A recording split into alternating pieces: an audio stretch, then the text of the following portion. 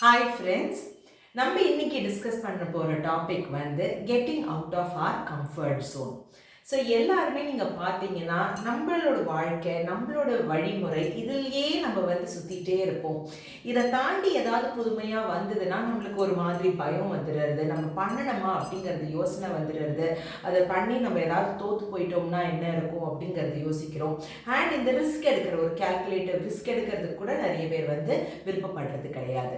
So அந்த comfort ஜோனுக்குள்ளேயே இருந்ததுன்னா நம்மளால பெரிய அளவுக்கு சக்ஸஸ் நமக்கு கிடைக்காது. ஸோ எப்போதுமே நம்ம வந்து நம்மளை ரீஇன்வென்ட் பண்ணிகிட்டே இருக்கணும். ஒவ்வொரு நாளைக்கும் நம்ம வந்து நம்மளோட கம்ஃபர்ட் ஜோன்லேருந்து கொஞ்சம் வெளியில் வர வர நம்மளுக்கு எப்படி இருக்கும்னா புது புது ஆப்பர்ச்சுனிட்டிஸ் நம்மளை தேடி வரும். அது மட்டும் இல்லாமல் நம்ம நிறைய ஸ்கில்ஸ் நம்ம டெவலப் பண்ணிப்போம். நம்மளுக்கே தெரியாத நிறைய கழிவுகள் நம்மளுக்குள்ள டேலண்ட்ஸ், ஸ்கில்ஸ் எல்லாம் நம்மளுக்குள்ளே இருக்கும். ஆனால் அதை வெளிப்படுத்துறதுக்கு நம்மளுக்கு ஆப்பர்ச்சுனிட்டிஸ் இல்லாமல் இருந்திருக்கும். ஸோ நம்ம அவுட் ஆஃப் கம்ஃபர்ட் ஜோன் போகும்போது நம்மளுக்கு இந்த ஆப்பர்ச்சுனிட்டிஸ், இந்த அட்வென்ச்சரஸ் ஜேர்னியை நம்ம வந்து சந்திக்கிறதுக்கு நம்மளுக்கு யூஸ்ஃபுல்லாக இருக்கும். ஸோ யூஸ்வலாக getting out of the comfort zone அப்படிங்கிறது சொல்லும் போதே நிறைய பேருக்கு நான் சொன்ன மாதிரி பயம் வரும். ஸோ ஃபஸ்ட்டு நம்ம என்ன பண்ணணும் அப்படிங்கிறதுனா அந்த பயங்களை நம்ம அக்னாலேஜ் பண்ணணும். ஏன் நம்மளுக்கு பயம் வருது, இது நம்ம வந்து ட்ரை பண்ணக்கூடாது அப்படின்னு சொல்லிட்டு குட்டி குட்டி ஸ்டெப்ஸாக, வெரி ஸ்மால் ஸ்டெப்ஸாக அந்த கம்ஃபர்ட் ஜோன்லேருந்து நம்ம வெளியில் வரதுக்கு நம்ம ட்ரை பண்ணணும்.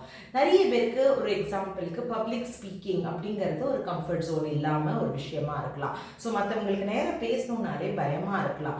ஸோ அவங்க வந்து மேபி அவங்களோட வீட்டில் பேச தொடங்கலாம், இல்லை அவங்களோட ஃப்ரெண்ட்ஸுக்கு மத்தியில் ஏதாவது ஒப்பீனியன்ஸை ஷேர் பண்ணலாம், ஒரு சின்ன ஒரு பார்ட்டியில் அவங்க வந்து அவங்கள எக்ஸ்பிரஸ் பண்ணலாம். இப்படி படிப்படியாக நம்ம ஒரு ஸ்மால் ஸ்டெப்ஸ் எடுக்க ஒரு பெரிய ஒரு பிரம்மாண்டமான ஒரு ஸ்டேஜ் வரும்போது கூட அவங்களால தைரியமாக பேசுறதுக்கு வாய்ப்பு இருக்குது. இது ஜஸ்ட் ஒரு எக்ஸாம்பிள் தான்.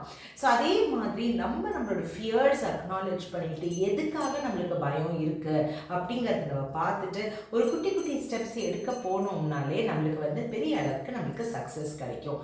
அண்ட் இது வந்து ஒரு ஜேர்னி, லைஃபே ஒரு ஜேர்னி. அதில் இந்த கெட்டிங் அவுட் ஆஃப் கம்ஃபர்ட் ஜோனும் ஒரு ஜேர்னி தான்.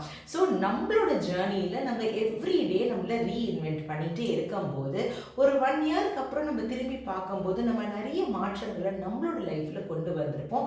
அது ரசிக்கிற தன்மையாக நம்மளுக்கு இருக்கும். அதுவும் ரொம்ப ரொம்ப இம்பார்ட்டண்ட். அது மட்டும் இல்லாமல் ஃப்ரெண்ட்ஸ், ஏதாவது ஒரு சின்னதாக நம்ம ஒரு சக்ஸஸ்ஃபுல் ஜேர்னியில், அந்த ஜேர்னியில் ஏதாவது ஒரு சக்ஸஸ் மூமெண்ட் இருந்ததுன்னா அதை நம்ம என்ஜாய் பண்ணணும், செலிப்ரேட் பண்ணணும், ஹாப்பியாக இருக்கணும். ஏன் அப்படிங்கிறதுனா அதுதான் ஒரு தூண்டுதலாக இருக்கும் நம்மளால ஒரு பெரிய ஒரு மெகா ஸ்டெப் எடுக்கிறதுக்கு. நான் சின்ன சின்ன ஸ்டெப்ஸ்லேருந்து ஒரு மெகா ஸ்டெப் எடுக்கணும்னு சொல்கிற போது இதுதான் நம்மளுக்கு வந்து ரொம்ப யூஸ்ஃபுல்லாக இருக்கும்.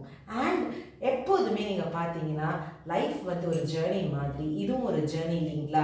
ஸோ நம்ம ஸ்கில்ஸை கற்றுக்க நம்மளோட கம்ஃபர்ட் ஜோன், நம்மளோட ஹாரிசன் வந்து பெருசாகிட்டே போகும். ஒரு டிஃப்ரெண்ட் பர்சனாலிட்டியாகவே நம்ம மாறிடுவோம். நீங்களும் ட்ரை பண்ணி பாருங்கள். Getting out of comfort zone ரொம்ப இம்பார்ட்டண்ட். இல்லைன்னா அரைச்சமாகவே அரைக்கிற மாதிரி இருக்கும், வாழ்க்கை வந்து ஒரு சுழலாகவே இருக்கும். ட்ரை பண்ணி பாருங்கள், கண்டிப்பாக வெற்றி நிச்சயம்.